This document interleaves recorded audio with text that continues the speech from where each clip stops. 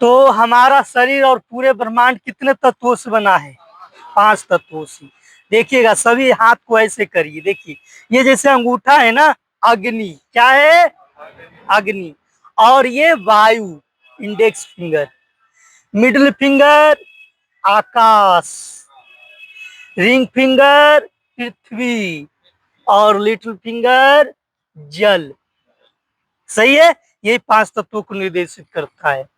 अब देखिए यहाँ पर, किन्हीं को माथा का प्रॉब्लम हो, गर्दन का प्रॉब्लम हो, ये पूरे अंगूठा का हिस्सा है।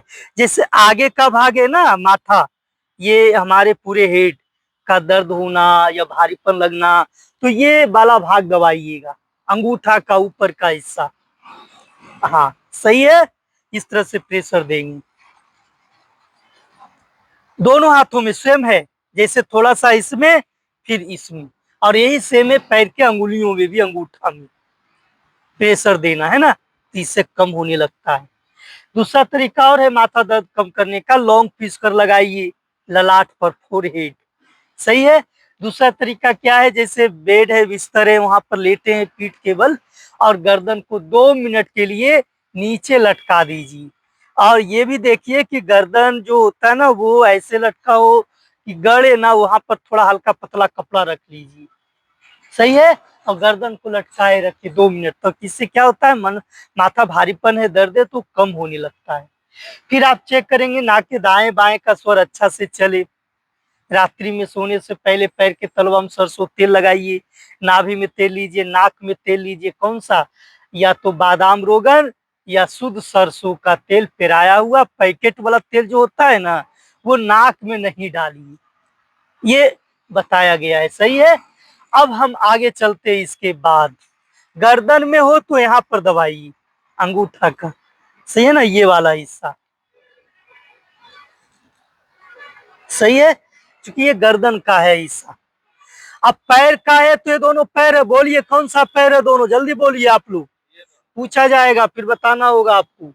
ये दोनों पैर है और ये दोनों हाथ है, समझ गए? ये दोनों हाथ और ये दोनों पैर, है ना, समझ गए? अब देखिए, पैरों में दिक्कत हो ना, तो यही दोनों अंगुलियों को दबाना है। अब एड़ी में है तो ऊपर का हिस्सा, घुटना में हो तो बीच का, और कमर में हो तो यहाँ पर पूरा। कमर में हो तो यहाँ पर, घुटना में हो तो यहाँ पर, एड़ी पर हो तो यहाँ पर। सही है। कैसे दबाना है? इस तरह से दबाना है। एड़ी में दर्द रहेगा तो यहाँ दर्द देगा, नहीं रहेगा तो नहीं करेगा। घुटना में है, घुटना को दबाइए, यहाँ पर दर्द देगा, नहीं है तो नहीं करेगा। फिर ये भी ध्यान रखिए, घुटना दर्द वाले को बहुत ज्यादा चलना नहीं है, दौड़ना नहीं है, जंपिंग उछलना नहीं है, ये ध्यान रखिएगा। अब देखिए, एज के अनुसार जो बूढ़े बुजुर्ग है उसके लिए हमने बताया, जो थोड़ा सा युवा है, जिनको लगता है घुटना में थोड़ा दर्द है, तो उनको थोड़ा थोड़ा चलना भी चाहिए। अब घुटना दर्द वाले बिल्कुल ना चले, वो भी दिक्कत है ना, थोड़ा चलेंगे। अक्सर देखा जाता है वो बहुत चले दौड़े तो फिर वो ठीक नहीं होता, दिक्कत हो जाता है। फिर क्या देखा गया, टमाटर उन्हें उनके लिए वर्जित है। रात में चावल नहीं खाना चाहिए, ठंडा पानी नहीं पीना चाहिए, खट्टा दही नहीं खाना चाहिए, इससे दर्द बढ़ जाता है, चाहे वो शरीर का किसी भी हिस्सा का दर्द हो। सही है ना, ये जानकारी सबको होना चाहिए। अगला है, खड़े होकर पानी नहीं पीना चाहिए, भोजन खाकर तुरंत नहीं सोना चाहिए जिनको कमर में दर्द है। घुटनों में दर्द वाले को तो खड़े होकर पानी पीने से दर्द बढ़ जाता है। तो बीमारियां कैसे आता है, जिसकी जानकारी ना हो और गलत आदत हो, उसके वजह से होती है। सही है। अब हम आगे चलते, कमर में हो ना तो बिल्कुल उंगलियों के नीचे का हिस्सा, यहाँ पर जड़ के पास दबाइए, तो लगेगा यहाँ पर दर्द हो रहा है। अगर आप में से किसी को लगता है कमर में दर्द है, क्योंकि सबको हम चेक करेंगे एक एक तो नहीं पता चलेगा ना, समय लग जाएगा। क्या होगा? समय लगेगा। लेकिन अगर आपको लगता है कि हमें बहुत कमर में दर्द है और हम आपको यहाँ पर प्रेशर देंगे तो कम होने लगेगा, ऐसा आप खुद बोलेंगे। सही है ना। फिर है यहाँ पर जो चैनल है ना, पीछे का हिस्सा, ये है पूरा पीठ, पीछे का भाग, तो अंगूठा से दबाना है। हाँ, इससे पीठ में हल्कापन आएगा, जो पीठ में दर्द रहता है। और आगे का क्या है? पेट, ये आगे का। तो जैसे पेट का प्रॉब्लम है तो दवाई, जैसे गैस कब्ज बनना, हर्निया का प्रॉब्लम है तो भी बीचों बीच। जो लोग अक्सर तंबाकू खाए बिना शौच नहीं जाते हैं तो उनको तंबाकू यानी खैनी खा लेने से शौच नहीं होता है। कैसे होता है? वो देर तक दबाएंगी पहले, है ना। ऐसा नहीं है कि उनको किसी ने खैनी हाथ पर दिया, खाकर बाथरूम चले गए, ऐसा नहीं। तो यहाँ पर प्रेशर पड़ने से पेट पर इसका प्रभाव पड़ता है। तो इसका भी एक बहुत लाभ है। आप यहाँ पर हथेली के बीचों बीच 50 बार दबाइए, अंगूठा से छोड़िए, नाखून ना गड़ाइए, ये ध्यान रखिए। सही है, नाखूनों को काट लीजिए। सही है। आगे हम बताने जा रहे हैं कि अब देखिए, अंगूठे के नीचे थायराइड कहां पर है? यहाँ पर ऊंचे वाला हिस्सा थायराइड। तो जिनको थायराइड ऐसे दवाई, उनको चावल ज्यादा नहीं खाना चाहिए, ठंडा चीज नहीं खाना चाहिए। तो एक बीमारी का कई उपचार है। आप आंवला चूर्ण शहद खाइए, बाकी जो आसन है वो करिए। सर्वांग आसन है, लेट कर करने वाला, बैठ कर करने वाला भी है। प्राणायाम में उज्जयी प्राणायाम है, सिंहासन है। तो इस तरह से करने से थायराइड कंट्रोल होने लगता है। तो जितना भी बीमारियां है, रोगानुसार उपचार, चाहे योग अभ्यास के द्वारा, जड़ी बूटी एक्यूप्रेशर के द्वारा आप कम करिए, ताकि बीमारियां और ज्यादा ना बढ़ जाए। सही है। अब ये दो उंगली के बीच क्या है? आंख। हाँ, ये दो उंगली के बीच कहां पर है? आंख। यहाँ पर। सही है। इसको दबाकर आप कुछ देर तक रख सकते हैं, फिर छोड़ेंगे, फिर दबाएंगे 10 बार, 20 बार, बढ़ा करके 20 बार, दोनों हाथों में सेम। सही है ना। अब है बड़ी उंगली छोटी उंगली के बीच हार्ट का प्रॉब्लम है, ये लंग्स, फेफड़ा, ये दोनों उंगली के बीच में दबा कर रखिए, फिर छोड़िए, दबाइए, छोड़िए 50 बार, दोनों हाथों में। कहां पर है? यहाँ पर लंग्स, फेफड़ा। यहाँ पर आंख हमने बताया था, और इधर लास्ट में कान है। यहाँ पर कान, छोटी उंगली और यहाँ पर रिंग फिंगर जो उसके बीच में, कान का। और दबा के रखिए कुछ देर तक, फिर छोड़िए 50 बार, दोनों हाथों में सेम। तो उनको लगेगा कम होता जा रहा है। फिर उसकी दवाई है, जैसे तिल का तेल में नहीं हो तब सरसों का तेल अच्छा रहेगा। तिल का तेल, जैसे 50 ग्राम तिल का तेल है तो उसमें लहसुन और नीम पत्ता, साबुत धनिया उसमें डालिए, पकाइए, तो जल जाएगा। छान के रख लीजिए ठंडा होने पर। उसको एक एक बूंद कान में डाला जाता है, बढ़ाकर 2 बूंद, है ना। सही है। तो ये कानों से समस्याएं दूर होती। फिर उनको बहुत सारे प्राणायाम है, जैसे अनुलोम विलोम प्राणायाम करना चाहिए, भ्रामरी प्राणायाम करना चाहिए, तो उससे भी लाभ होने लगता है। अब समझ गए ना। अब हम आगे चलते हैं। इसके बाद यहाँ पर लीवर, और यहाँ पर डायबिटीज, शुगर। शुगर का भी उपचार है, नीम का पत्ता खाएं, पान का, ये आम का पत्ता चबाएं, उसका रस घोटी, पत्ते फेंक दीजिए। सही है।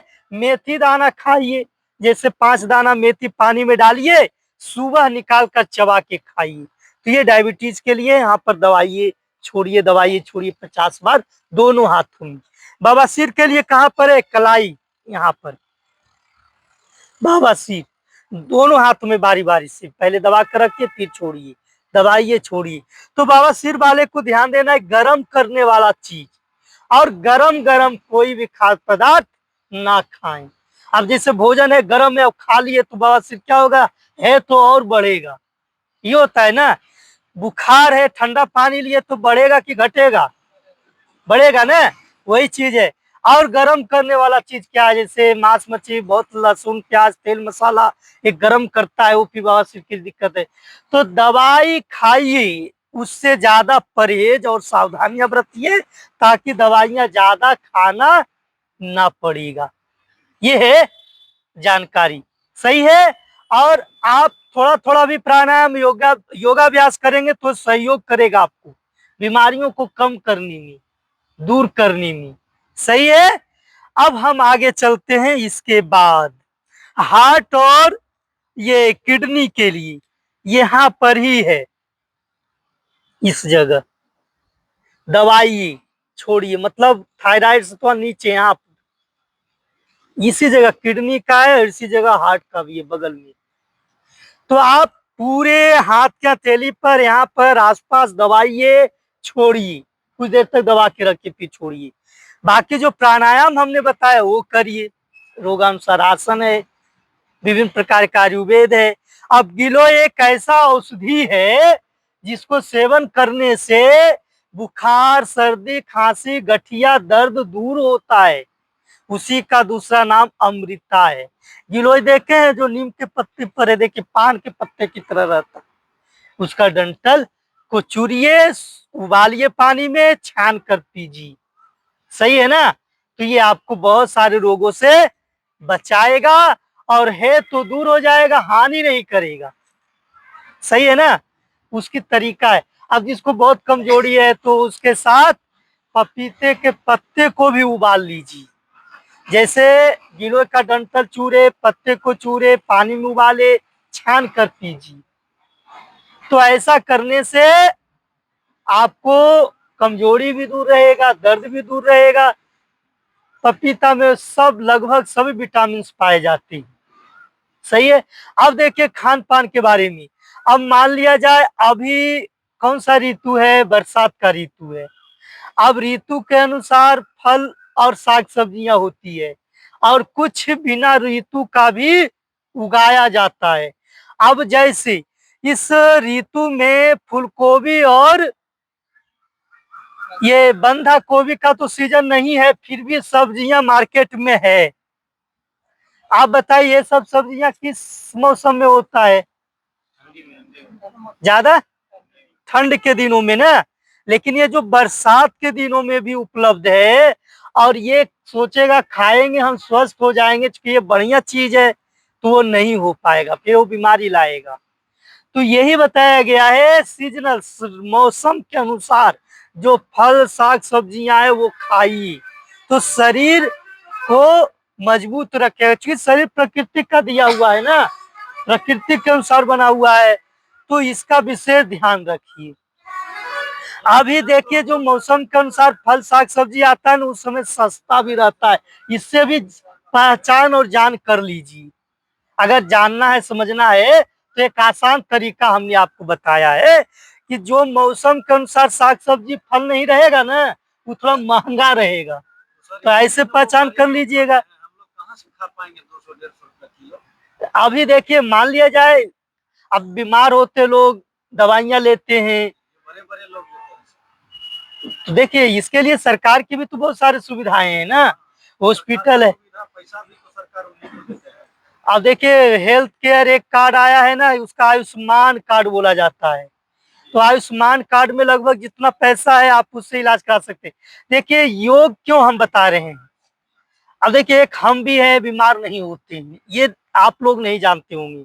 आप ऐसे बहुत सारे लोगों को देखिएगा, जैसे बाबा रामदेव जी महाराज को देखिए योग करके ठीक है, उनकी दवाई की जरूरत नहीं है। अब आप लोग को लगता है कि वो दवाई बनाते हैं बेचते हैं, क्यों? क्योंकि एलोपैथ की दवाइयां हानिकारक होता है इसीलिए। लेकिन दवाइयां जिसको जरूरत वही खाएगा ना। अब बाबा रामदेव जी महाराज खुद दवाई नहीं खाते हैं, जो बनाते हैं ना बनवाते हैं वो खाते नहीं, क्योंकि बीमार होंगे तभी तो खाएंगे। बीमार वाला ही खाएगा दवाई। और सबसे बड़ा दवाई आपका भोजन, जिस पर हम चर्चा कर रहे हैं, आपका आहार। अब खेत है आपके पास थोड़ा, तो उसमें साग सब्जी लगाइए, गाय रखिए। अब आदमी अगर अपना संपत्ति बचा कर ना रखे, मेहनत करके वो अर्जन ना करे, तो दुख है। दुख है कि नहीं? क्योंकि एक पशु पंछी जितने भी जीव है, उसको ना तो सरकार किसी चीज का मुहैया कराया है ज्यादा, ना हम आप उसके लिए कुछ किए किए हैं, नहीं किए। फिर भी वो अपना घोंसला स्वयं बनाता है, भोजन की व्यवस्थाएं स्वयं करते हैं कि नहीं? तो मनुष्य तो विवेकशील प्राणी है।